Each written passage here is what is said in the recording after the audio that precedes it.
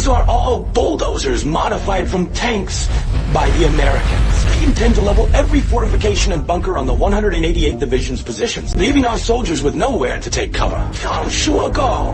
Report to the command.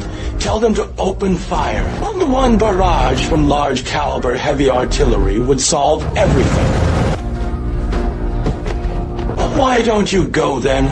The 188th has no shells, and possible the enemy is bombing supplies can't get through. Every shell is worth a life. The 288th Division has to hold the line at all costs. Let's face the bird. I am Wu Bencheng, as a weapons expert who returned from overseas. I'm used to viewing war through theory. Data is everything. I love my country deeply. And because of that, I must face war with greater rationality, national income comparisons, the gap in steel production, the disparity in artillery numbers. These figures show 100-fold difference in industrial power. Waging war with such a gap will only lead to catastrophic casualties. The odds of winning are slim to none, pitting rifles against planes and tanks. It's like a 3-year-old challenging a professional boxer. Why is not fought only on the ground?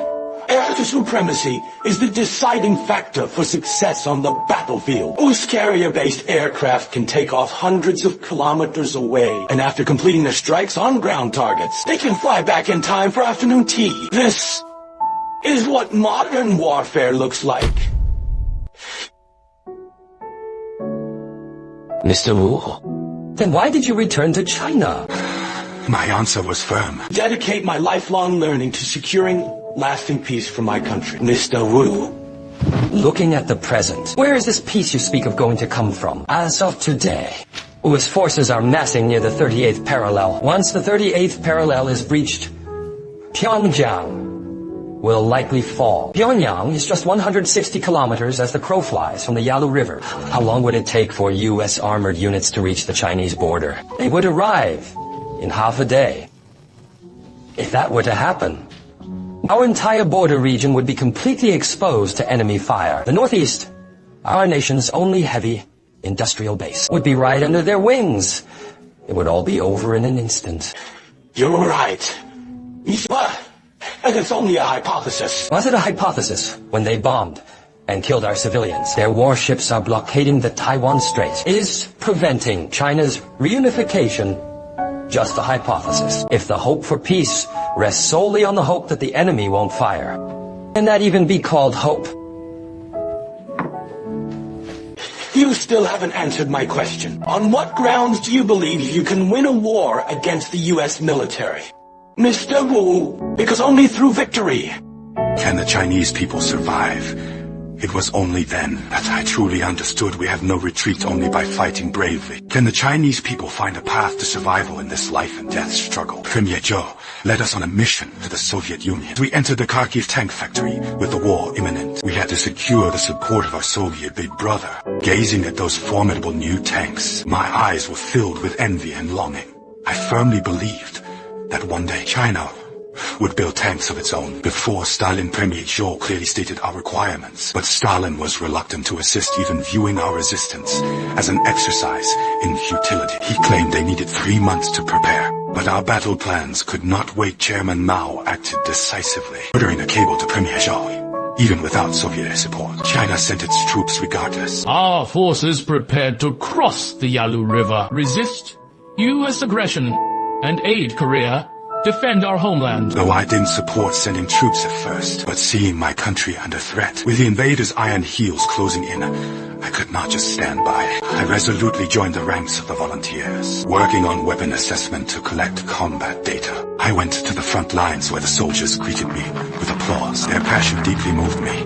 I then asked them to share any shortcomings of these weapons, because only by understanding their real flaws could I truly improve them.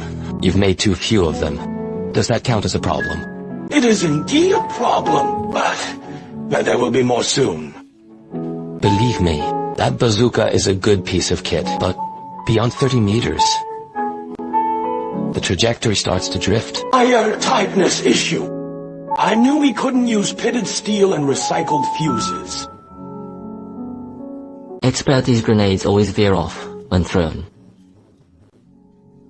But it's fine now. We've overcome that. These are prototypes. The cloth tail is meant to guide its flight. But our domestic fabric isn't up to standard yet. What I'm curious about is... How is it fine now? How did you overcome it? To hit the mark, we just throw them at close range. How close? 10 meters anti-tank grenade. The blast radius is 20 meters. You threw it from 10 meters and survived. I need real data, don't brag to me. Bragging my foot, it wasn't me. It wasn't you. Then who called him over? I was pinned down by machine gun fire then. The squad leader grabbed the grenade and charged up. Call him over. Squad leader Wang Shunsheng, a native of Guangdong, while attacking enemy tanks in the battle at Linqing River. He fell hearing this. I was struck with a sense of loss, and could only bow my head solemnly, writing 4 words in my notebook. Close quarter bomb tossing. Very good. Like men possessed, with the mount it weighs over 100 pounds. If a single soldier within a range of 30 meters could drag it over in just a minute, that would be ideal. This cannon has a direct range of over 300 meters. Why close him to 30 meters? We're going to train. We can't even afford to fire real shells during training. To make every shot count, we must get close, and then even closer. We have too few shells. If you don't scavenge them, we'll have nothing left to use. In the eyes of these soldiers, these weapons were more precious than their own lives, because only by preserving them could there be any hope of victory. Action. Expert, may I have one of your wild fruits? I looked at the fruit on the table, which had been specifically reserved for my nutrition, making them a rare luxury on the battlefield. I carefully placed them into their hands, one by one, remembering how I had arrogantly lectured them on digging trenches when I first arrived. Now, with deep respect, I held the bowl with both hands and offered the fruit to everyone. They are the ones who truly deserve them. But the moment was short-lived. I was still lost in thought about the weapon improvements discussed with the soldiers, but war grants no respite. The UN forces suddenly launched a heavy assault. A shell slammed down instantly, shattering the silence of the position. The soldiers immediately seized their weapons and rushed to the front with absolute resolve, as if life and death no longer mattered. I followed the troops and rushed toward the battlefield, marching at the very front. I wanted to see the UN forces' ferocious offensive with my own eyes, and exactly what new weapons they were using. Just then, I saw that young soldier dragging his wounded body, driven by an unwavering conviction. Step by step, he charged toward the enemy tanks. Suddenly, bullets struck him, and he tumbled into a trench. Yet he didn't give up his will, pushed him to crawl forward. Just like his squad leader, he performed a close-quarter bomb toss and made the ultimate sacrifice. This time, I witnessed it with my own eyes. In that moment, I finally understood. The young soldier wasn't boasting just like his squad leader. He was a true hero, fearless and brave. Just like his squad leader. But the enemy's offensive showed no sign of slowing down. The soldiers tried to lure the tanks toward pre-dug pits, while others blew up the ground to create a screen of dust and debris, hoping to trap the tanks in the pits. But the US tanks were completely unfazed. This also exposed our fatal weakness, a total lack of heavy weaponry. The US sent in waves of bulldozers modified from tanks to ruthlessly level the defensive fortifications we had dug, intending to launch a final charge, wipe out all our remaining resistance. These are all bulldozers modified from tanks. They intend to level every single fortification and bunker in the 188th Division sector, leaving our soldiers with nowhere to hide. I immediately told my guard to request heavy artillery fire from headquarters to turn the tide of this battle. But when I turned around, I found him standing there frozen. Why haven't you gone yet? The 188th Division has no shells impossible.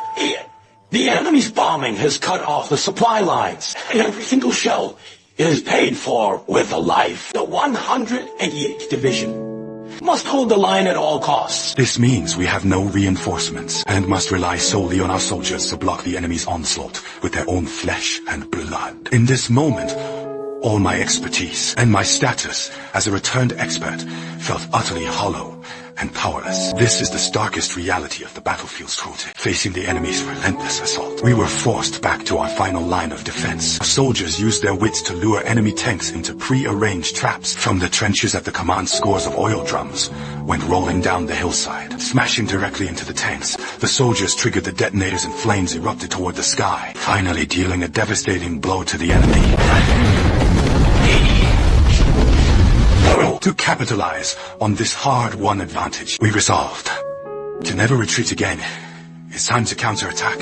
Flying thunder cannons aim for the lights. Zhiying, Taiyuan, the Flying Thunder Cannons are ready. We've packed all the high-energy explosives from the U.S. duds into the Flying Thunder Cannon charges. It's time to watch for the signal flame.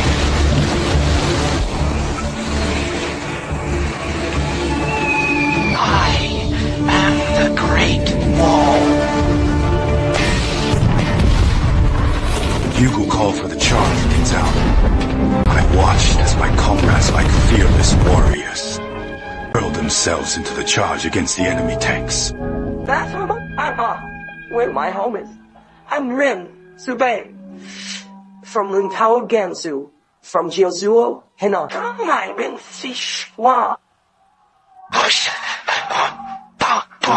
Give him hell! Give him hell! Kill! Driven by unwavering conviction, after a night of brutal fighting, we successfully repelled the American assault and recaptured position no one. Gazing at the captured U.S. tank before me, I felt a mix of exhilaration and trepidation. I was desperate to drive it back to camp, to uncover the secrets of this steel behemoth. There, driving it away, pursuit. However, the U.S. forces weren't about to let it go. They were in hot pursuit. They immediately swung their guns around and opened fire on us.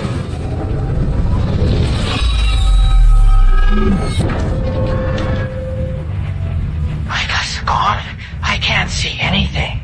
Steer to the right. Just then, my guard, Zhiying took over as my eyes, with the U.S. tanks closing in Shaoheng, made a decisive adjustment, and with the tank precisely aimed, a shell roared out. It scored a direct hit, completely obliterating an enemy tank. But in that same instant, the enemy fired back. Shrapnel tore through the armor and struck Zhang Shaoheng. And during the agony, he managed to fire one final shot, blowing another enemy tank to pieces. Unaware of how gravely Shaoheng was wounded, I was still caught up in the thrill, cheering over our prize. Zhang Shaoheng, you did it amazing. Only when I saw his reflection in the periscope did I realize he was already lying in a pool of blood. Swallow. Yes, I will find your brother. I'll help him become a tanker. I'll tell him that you took out 2 tanks today. Oh.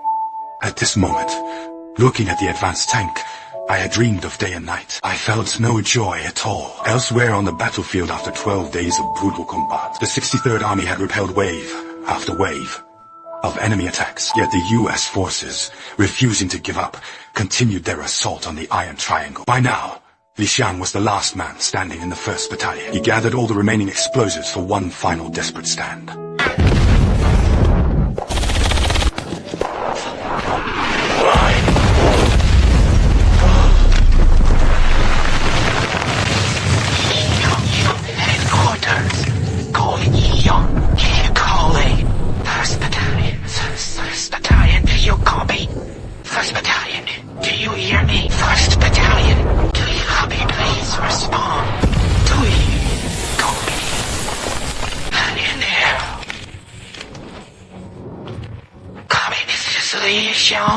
This is Li Xiang.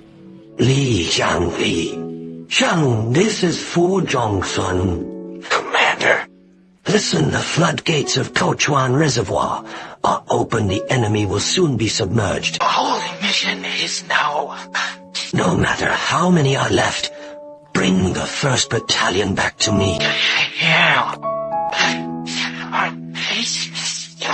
Li Xiang, Commander Li Xiang is here. We aren't coming back. The 1st Battalion has fallen. You all must keep moving forward.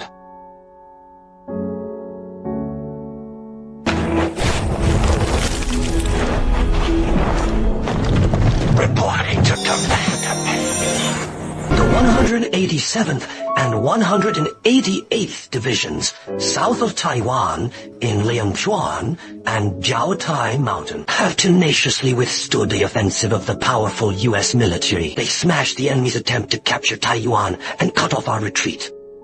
Taiwan has become a strategic stronghold today. The 63rd Army. Every man is a fierce warrior. Following the suggestion of a Zhiying commander of the 188th Division, all heavy artillery and ammunition mobilized by the 63rd Army overcame many difficulties and finally reached the front line. Soldiers quickly deployed all the heavy artillery in a line, launching a massive bombardment against the U.S. camp. It's our artillery. Go, go, go. After 12 days of tenacious resistance, all the soldiers of our 63rd Army have completely crushed the offensive of the U.S. steel torrent.